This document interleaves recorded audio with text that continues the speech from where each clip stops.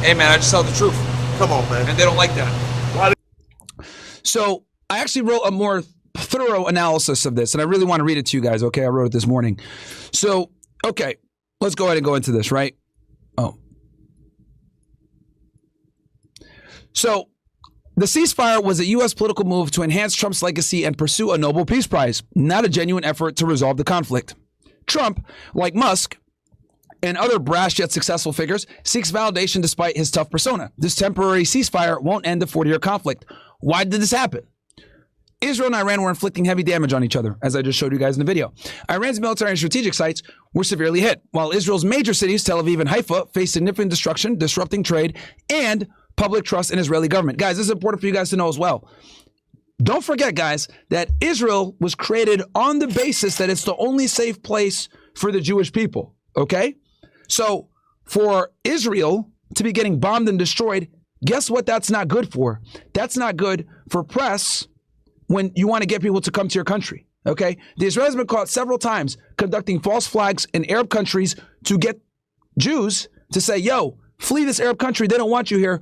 Come on over. They do it all the time. They've done it throughout history, okay, doing false flags. So I really want, this is something that not a lot of people talk about.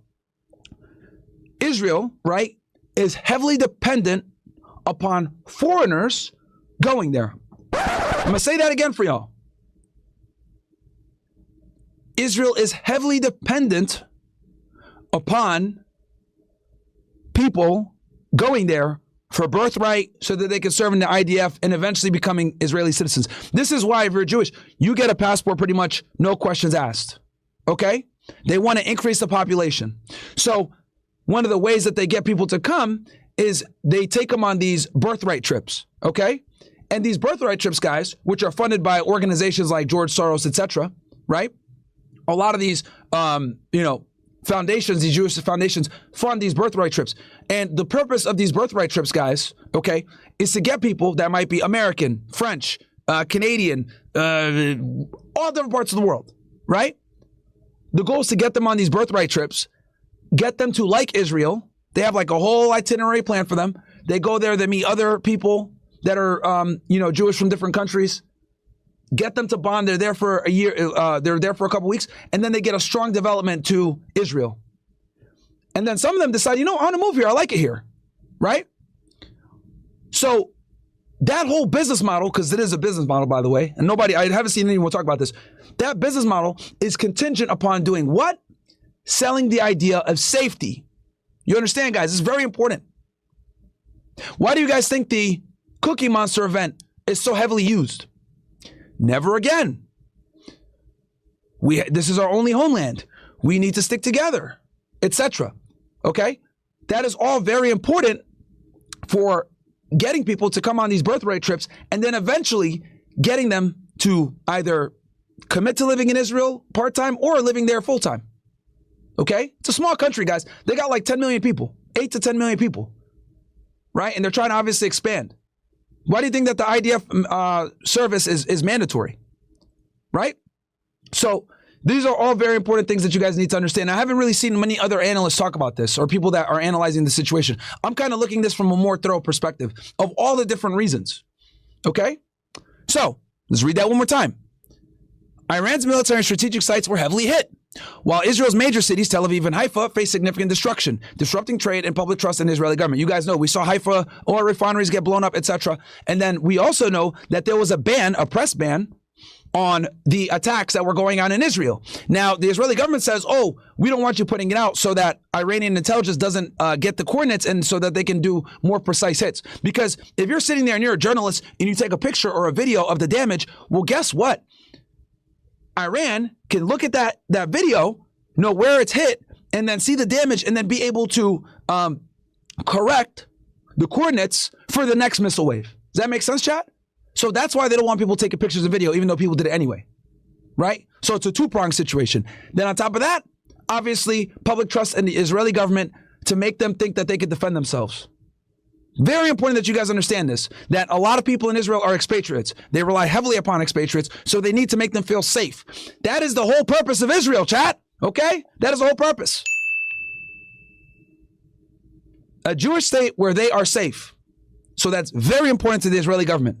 Next, the critical factor. Israel couldn't sustain missile-based warfare. As you guys know, this is how the warfare went down. It wasn't your traditional warfare where army invades, fighting on the ground, shooting at each other. No, this was completely Air Force and ballistic missile warfare, right? Just so you guys really understand this shit.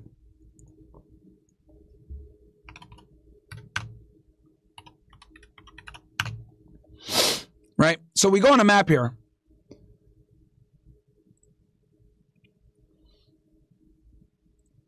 So Israel's over here, right? Very small country. Iran is all the way over here, okay? So obviously a traditional war, ground warfare, isn't feasible, okay? Iran is surrounded by fucking mountains. It's very rural, lots of shit, right? So what basically happened is Israel would send missiles and their air force over Iranian airspace and would attack certain locations, strategic locations. Meanwhile, Iran, with their sophisticated ballistic missile program, would shoot missiles into Israel. Okay? And they were kind of doing this back and forth for weeks, tit for tat. All right? So this was exclusively an Air Force and ballistic missile program war. Okay? So Israel couldn't sustain missile-based warfare. Its interceptors are far costlier than Iran's bombs, and continuing would lead to a war of attrition, threatening Israel's survival. I showed you guys the number, but let me pull it back up one more time for you guys, because this is important. I want you guys to see how much Israel's spending versus themselves. Meanwhile, Iran cost them 20 to 100 million to attack. Okay? Very important, guys. Very important. Okay? Because clearly one side can continue longer than the other. All right? Because the interceptors are far more expensive. Now, its interceptors are far costlier than Iran's bombs, and continuing would lead to a war of attrition threatening Israel's survival. What's next, right? So if they had continued down that path, chat, Israel would be destroyed. They can't intercept Iran's missiles forever. All right? Its interceptors are far costlier. Okay, so what's next? If fighting pauses, both nations will recover and regroup. Israel will likely plan phase 2, regime change in Iran. Meanwhile, Iran, emboldened, may either A, pursue a nuclear weapon if they don't already have one, B, safeguard critical nuclear components, move from the 3 targeted facilities. Guys, here's another thing that you guys got to understand as well, okay? Just got to be honest here. They've known about Fordo since like 2009, chat, okay? They've known about these nuclear bases for damn near 2 decades, all right? So you'd be stupid to think that Isfahan, Fordo, and Natanz or whatever, you'd be stupid to think those are their only nuclear facilities. I guarantee you guys, they either A, have other undiscovered nuclear facilities within Iran, or B, they have a nuclear program in another country, of an ally. Okay? They knew these attacks were coming. They knew that the U.S. has known about their nuclear sites for decades. So it would be absolutely fucking retarded for Iran to not move the most sensitive or the most important components towards getting a bomb out of these facilities. Okay? Despite the fact that we're running around saying mission accomplished, blah, blah, blah. Again, I think it's either A, they already have a bomb, or B, right? They've safeguarded the things that are critical so that they can move it to an offsite or maybe even another country. I would not put it past the Chinese or the Russians. Hell, even the Pakistanis who have a nuclear program. I wouldn't put it past any of these countries to have some type of covert nuclear program that Iran is paying to use in their country's territory.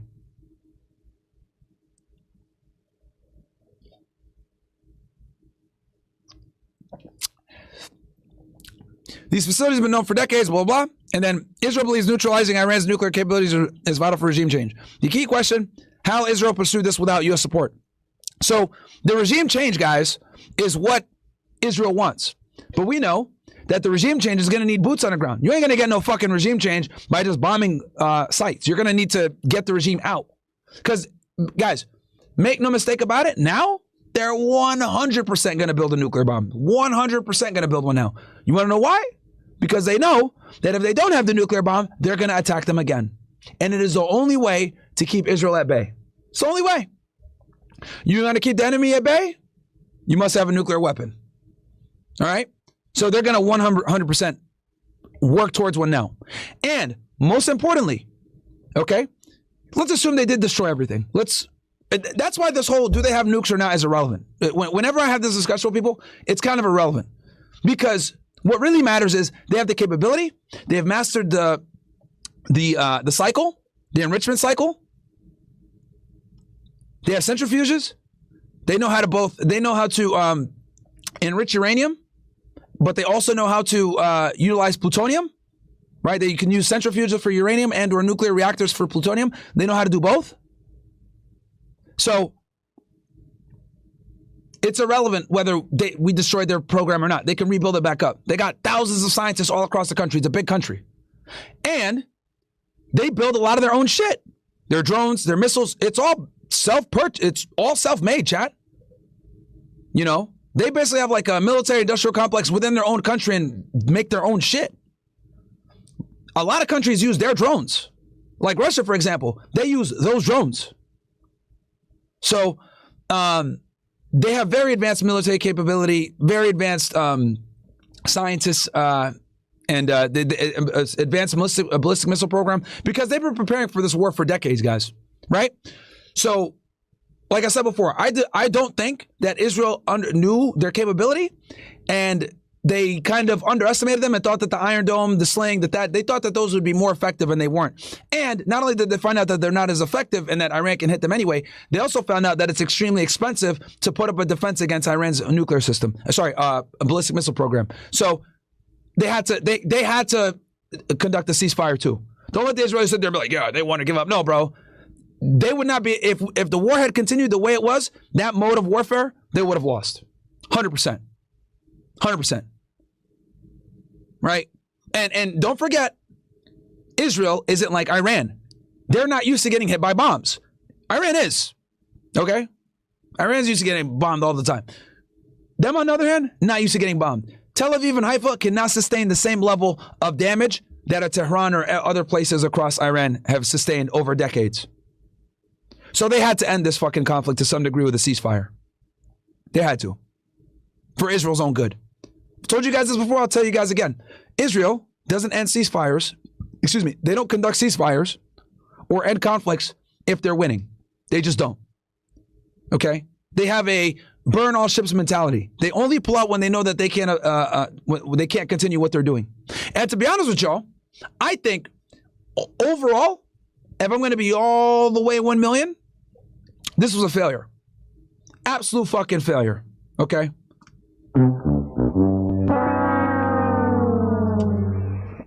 Big failure. Number one,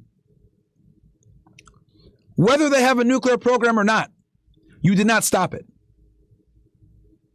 Okay? Let's go best case scenario. Let's assume that Iran is retarded and kept all of their centrifuges, all their uranium, all their plutonium in these 3 nuclear sites that the U.S. bombed, and they got completely wiped off. They have a capability of rebuilding it back up within years. Okay? Let's assume that's the best case scenario for the West. We destroyed everything, and they're starting from zero. Here's the problem. They have the capability to do it again by themselves. Okay? And rebuild it back up within years. So that's number one. So at best, you destroyed their nuclear program for now. 2, you did not affect regime change. All this conflict showed Iran was now they need the bomb more than ever. Okay? So not only have you proven to Iran that they need the bomb, you've also done another grave mistake that you thought you didn't do. You've united the people behind the government. We know that Iran has been suffering with, crippling sanctions for a very long time. They've had issues with their economy, inflation, etc., due to them being put on the terrorist watch list, the FTO list in 2019, right? And getting fucked up, right? So they're correct. The United States, Western media is correct when they say that a lot of people oppose the regime. A lot of people don't like the Iranian government. They don't like the theocracy. They don't like the fact that they don't modernize and deal with the West, etc. right? Because they're paying the cost of it with the sanctions. This is correct. However, when Israel conducted a sneak attack, okay, in the middle of negotiations, that's what makes this very important. They conducted a sneak attack in the middle of negotiations in a deceptive manner with both the United States and Israel lying to them.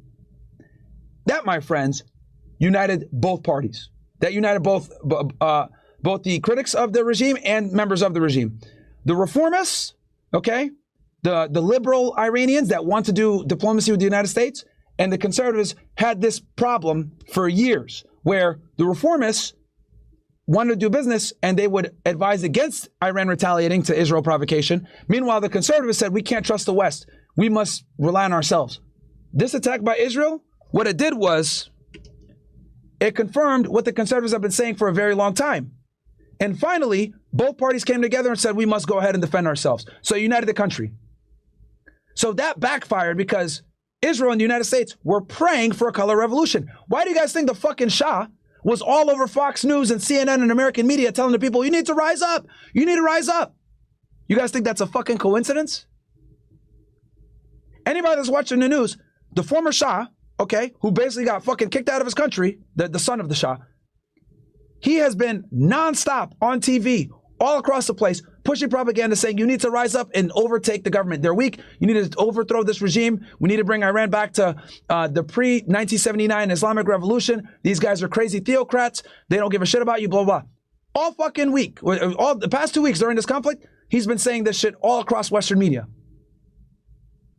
What Iran and the United States were hoping was this attack would make the people that rebel against Iran, right, the separatist groups, Kurds, Jundallah, Balochins, all this other shit, they were hoping that would make them say, you know what, now's our chance, charge! Didn't work. Didn't work. Because as much as a lot of these people hate the regime, they hate Israel more. So it completely backfired on us. Right? So again, why is it a failure? We didn't destroy their nuclear program. And even if we did, we didn't destroy their capability of rebuilding it back up within time. And on top of that, we didn't get rid of the regime that has the ability to rebuild it back up in time. Now, is this starting to make sense, chat? That's why this ceasefire is never going to last. Because the threat of a nuclear Iran still exists, and I would argue is now imminent. So this ceasefire is nothing more than an opportunity for Israel to lick its wounds, rebuild, replenish, and wage some type of operation to try to topple the government. I added a second part to this tweet. P.S. Keep in mind, Israel cannot do regime change without boots on the ground and U.S. troops. How do we know this? Iraq 2003. Their hope that the Iranian people will revolt and do the regime change for them backfired, as I told you guys before with the Shah. No one wants that motherfucker or likes him. As their citizens have rallied behind their government due to Israel's sneak attack. Since boots on the ground is unlikely at this moment, I suspect false flags, intelligence agency color revolution attempts, and other subversive tactics the Mossad constantly uses. Their former motto is, by way of deception, thou shalt do war. So, since boots on the ground just isn't a realistic situation because it's so heavily opposed to the United States, Trump got a lot of heat, right? Which is why he was so adamant about saying this is a precise strike. This is all we're going to do, because half his base turned on him.